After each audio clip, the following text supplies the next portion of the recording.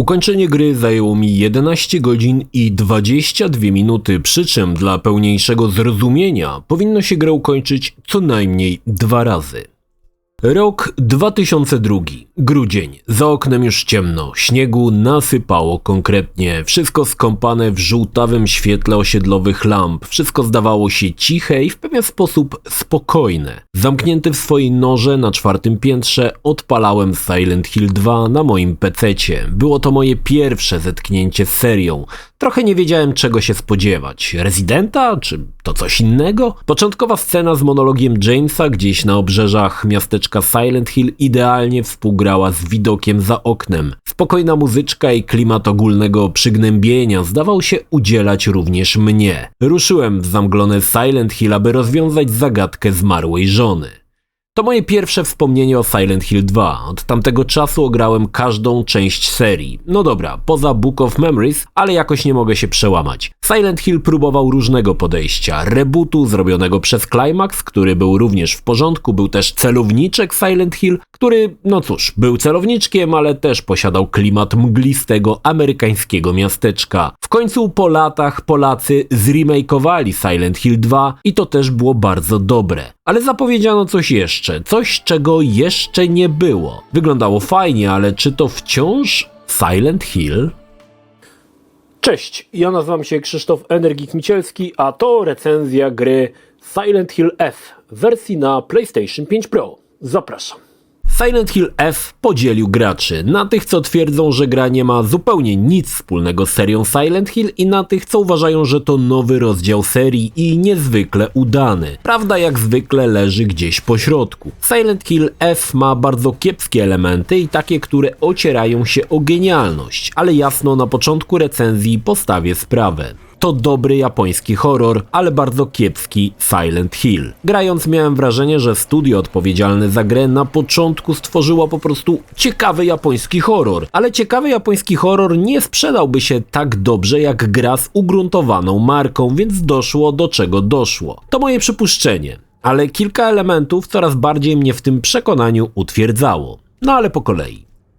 Gra przenosi nas do lat 60. do wioski Ebisugaoka w Japonii. Wcielamy się w dziewczynę Shimizu Hinako. Po kłótni z ojcem dziewczyna wychodzi z domu, aby spotkać się z przyjaciółmi. Od tego momentu zaczyna robić się dziwnie. Miasteczko zaczynają porastać tygrysie lilie, które zabijają przyjaciółkę Hinako. Ta, cierpiąc na powtarzające się bóle głowy, bierze bliżej nieokreślone piguły, a to powoduje, że co jakiś czas traci przytomność i przenosi się do dziwnego świata, w którym spotyka człowieka w lisiej masce.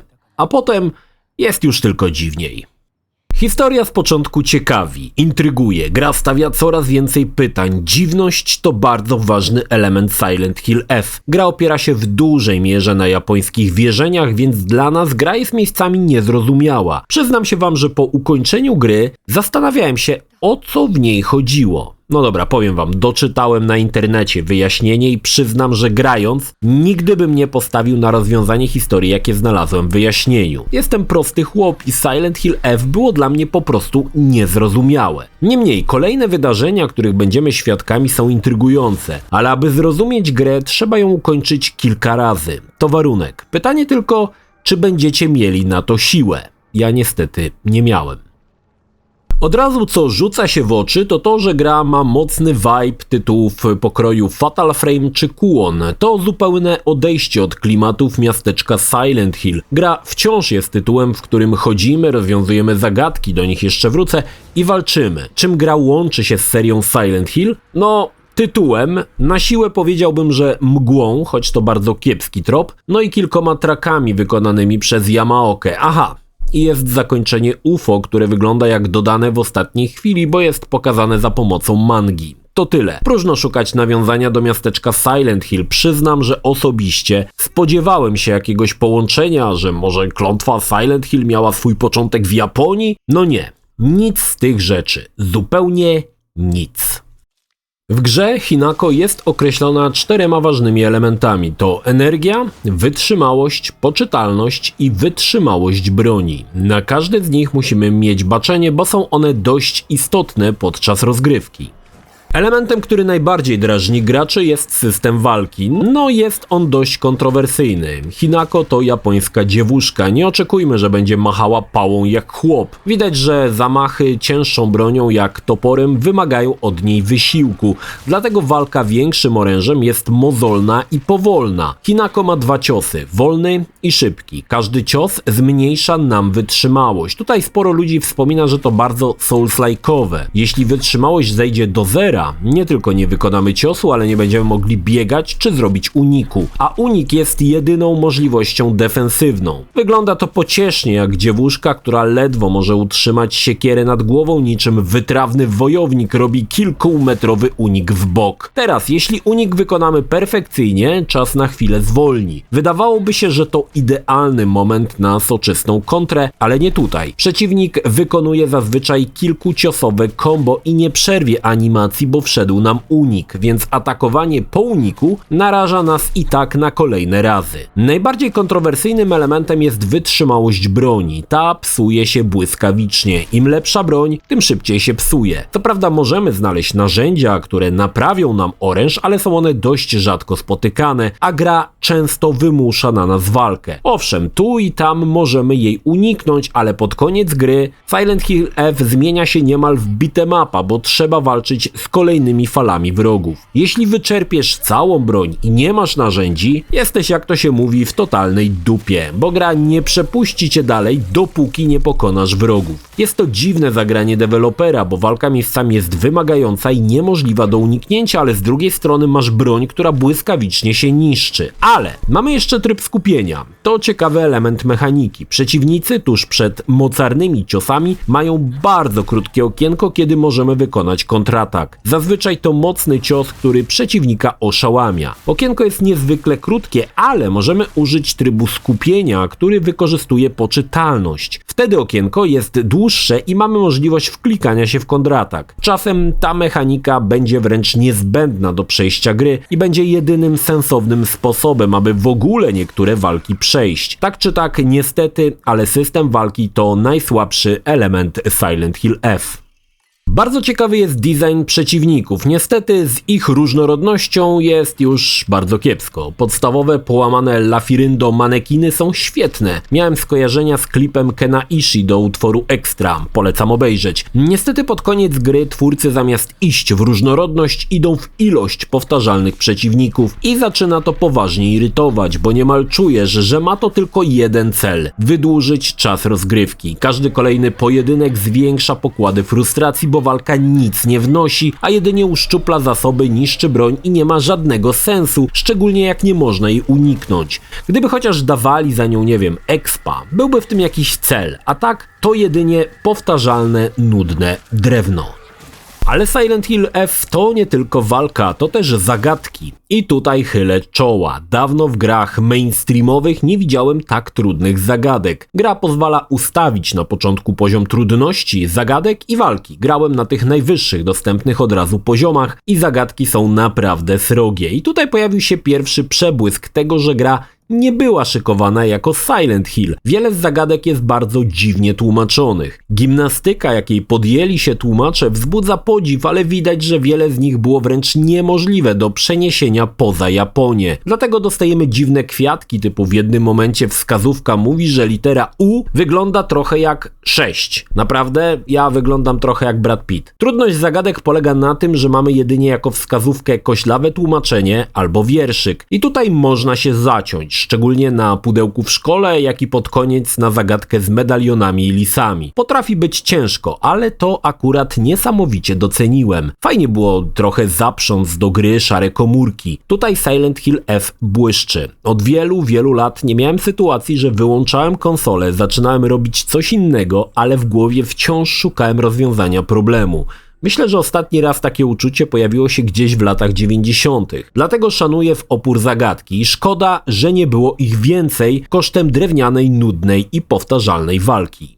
Bardzo fajnie rozwiązano upgrade postaci. Możemy zwiększyć 3 podstawowe wskaźniki jak energia, wytrzymałość czy skupienie plus 1 dodatkowy, o którym zaraz powiem. Aby Hinako ulepszyć, potrzeba punktów wiary. te zdobywamy składając ofiarę i tutaj fajny pomysł. Ofiarę składamy z bardzo rzadko spotykanych przedmiotów oraz z przedmiotów leczniczych. Oznacza to, że możesz przeznaczyć część swoich zasobów na ofiarę, ale kto wie, czy potem nie będzie ciężko z energią, coś za coś. Jednakże, abyśmy z Hinako nie zrobili szybko Terminatora, postanowiono ukrócić takie zapędy w prosty sposób. Do ulepszenia oprócz punktów wiary potrzeba jeszcze specjalnej tabliczki. Te spotykamy niezwykle rzadko i trzeba naprawdę wąchać każdy kąt, aby je znaleźć. Proste i sprytne. Deweloper wyszedł z założenia, że każdy, kto po grę sięgnie, doskonale zna japoński i japońskie nazwy. Już na samym początku gry w strefie zapisu możemy wybrać Omamori. Czym jest Omamori? Co to daje? Czy jest mi to potrzebne? Czy bezsensownie stracę punkty wiary na coś, co jest zbędne? Niestety gra zupełnie tego nie wyjaśnia. Po prostu coś jest i tyle. A co to jest i do czego służy? Doczytaj se na Wikipedii. Jako że jestem fajnym gościem, powiem wam, że Omamori to taki woreczek z niespodzianką. Znajdziemy w nim talizman, który ulepszy jeden aspekt Hinako. Początkowo możemy nosić tylko jeden medalion, ale jeśli będziemy chcieli przeznaczyć punkty wiary, odblokujemy kolejne sloty. I to jest czwarty element, który można rozbudowywać. Przy czym nie do końca z początku jasne, czym to Omamori jest. I to kolejny trop, że gra mogła być tworzona tylko pod japońskiego konsumenta, a nie jako część marki Silent Hill.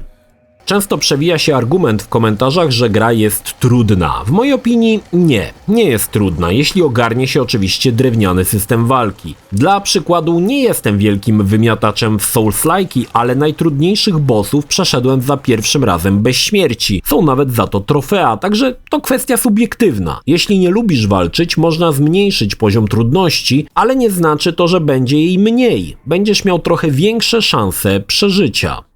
Oprawa, moja żona idealnie ją określiła. Stwierdziła, że oprawa jest nudna. To idealnie oddaje grafikę Silent Hill F. Deweloper poszedł w wysoki realizm, ale japońskie wiochy lat 60. były po prostu nudne. I to tutaj oddano. Wszystko wygląda podobnie, niemal tak samo. Niestety gorzej wypadły lokacje w sennym świecie. Tam to już wszystko jest na jedno kopyto. Biegamy po labiryncie identycznych lokacji, szukając punktu zaczepienia. Wszystko skąpane w mroku, więc tłem dla tych lokacji jest po prostu czerń. Gra potrafi czasami zaskoczyć ciekawymi efektami, jak rosnące tygrysie lilii, ale powiedzmy sobie szczerze, to nie wystarczy. Ładnie też wypadły postacie, choć mam wrażenie, że w cutscenkach ich animacja czasami szwankuje. Wystarczy zobaczyć na koślawy chód Minako. Coś tutaj nie do końca zagrało. Niemniej, pomimo kilku ciekawych efektów, przyznaję rację mojej żonie. Oprawa jest nudna.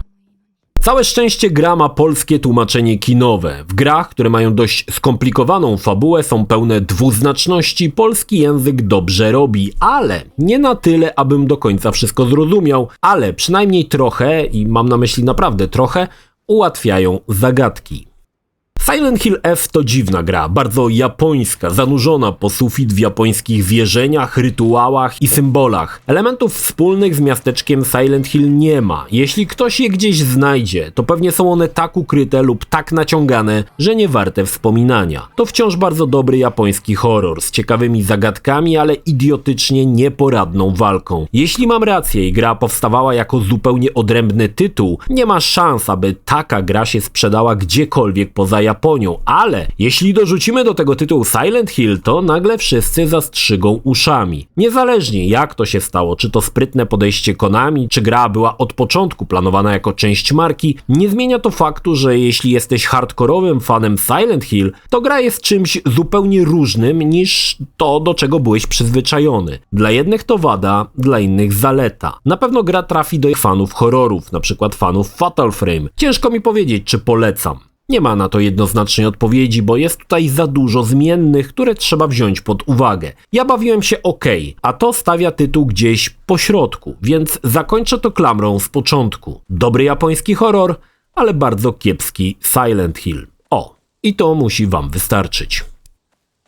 Jeśli film Ci się podobał, zachęcam do subskrybowania lub wsparcia mojego kanału na portalu patronite.pl. Film o podobnej tematyce znajdziesz tutaj, natomiast z drugiej strony znajdziesz film wygenerowany przez platformę YouTube. Zachęcam również do odwiedzenia moich social mediów, grupy Energikowcy na Facebooku oraz serwera Discord. Linki jak zwykle w opisie.